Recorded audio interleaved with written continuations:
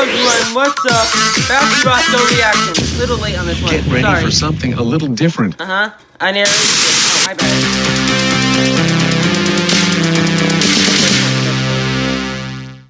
Our story begins on a lovely sunny morning. It is a lovely sunny morning. See, I wasn't lying. Daddy Pig, aka the last person on the planet who still reads a newspaper, is just trying to enjoy some peace and quiet when Peppa interrupts him. Daddy Pig states he is reading the newspaper, but stops short of telling Peppa to leave him the heck alone while he does it. Peppa makes a blunt comment about the weird sound that Daddy Pig is making. Daddy Pig tells Peppa that the sound is called whistling, and then makes the grievous error of recommending to Peppa that she should try it as well, not knowing that this will start a chain reaction of misery for everyone who appears in this episode, with the exception of Mrs. Sheep, which we will cover later. Peppa tries in vain to whistle, but has trouble, which causes Daddy Pig to respond with vague advice about how to whistle. In her next attempt, Peppa fails miserably, leading Daddy Pig to give even more bad whistling advice. Peppa fails once again and begins to get frustrated, claiming that whistling is impossible, even though she just heard Daddy Pig do it a few short moments ago. Peppa, now obsessed with learning how to whistle, proceeds to annoy the snot out of anyone and everyone she can. Her next victim is Mommy Pig, who is clearly hard at work in the kitchen and does not have time for Peppa nonsense. Peppa asks Mommy Pig if she has the ability to whistle, and Mommy Pig, who apparently has no idea what is going on in her life at all, actually does not know if she has the ability to whistle or not. Regardless of never having tried, Mommy Pig achieves pro-whistling status on her very first try, which only further frustrates Peppa and causes her to make a hurtful and derogatory comment about Mommy Pig's age. You can whistle because you are old, Mummy. Thank you, Peppa.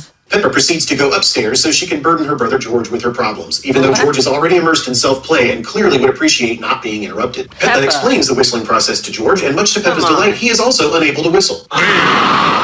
In a pathetic attempt to console George, Peppa tells him whistling is impossible, like wiggling your ears. George then dashes Peppa's joy against the rocks by flawlessly wiggling his ears on his first try. Peppa, growing more frustrated, devalues George's ear wiggling by saying that whistling is harder, at which point George magically gains the ability to whistle perfectly. This serves to increase Peppa's frustration, but at least it causes her to leave, which is all George wanted anyway. Peppa, despondent, goes back to annoying Mommy Pig with her whistling problem. Mommy Pig attempts to distract Peppa from her problems by drawing her attention to the cookies she is making, but Peppa's obsession is much too deeply rooted, and this plan fails miserably. Peppa asks if she can call her friend Susie, so she can continue her streak of being a real Debbie Downer.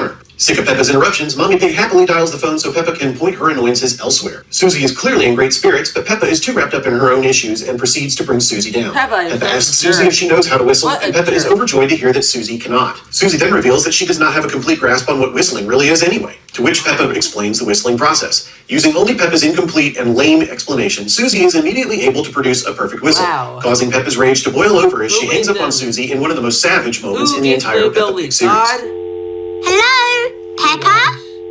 This hang-up officially exonerates Mrs. Sheep from having to endure any of Peppa's misery, woe, and despair. Meanwhile, despite Peppa being distraught over her inability to whistle, everyone else resumes going about their happy daily lives. Mommy Pig brings out the finished cookies, and everyone is eager to partake, except, of course, for Peppa, who is too depressed by one insignificant thing to even consider enjoying the rest of what life has to offer. In her despair, she separates herself from everyone so she can stew and moan over the ruined life she has now given up on. Daddy Pig follows her and asks her, condescendingly, if she has attained the ability to whistle yet. Peppa states that she has given up on ever being able to whistle and doubts whether she will ever be happy again in life at all. Now, Mommy Pig and George come outside as well to turn the tables and interrupt Peppa when she wants to be left alone. Mommy Pig suggests Peppa turn to food to cope with her sorrows by once again all but forcing her to eat a cookie. The cookie being hot, Peppa blows on it to cool it down and accidentally discovers that she can in fact whistle after all. Once again, Peppa is able to live life to its fullest now that she has made this discovery and decides now she can start treating everyone in her life nicely again. All is once again right with the world. So to recap, Peppa discovers she can't whistle, annoys everyone around her about it, gets more and more frustrated as others seem to have a very easy time doing what is, in fact, a very easy task. Peppa has no problems repeatedly shunning family and friends alike as she continues on a downward spiral of sadness until she miraculously discovers that she can whistle, and only then does she give everyone else around her permission to truly be happy, once again proving that Peppa Pig only cares about herself. Thanks for watching. Like, comment, and subscribe for more of these videos. Bye!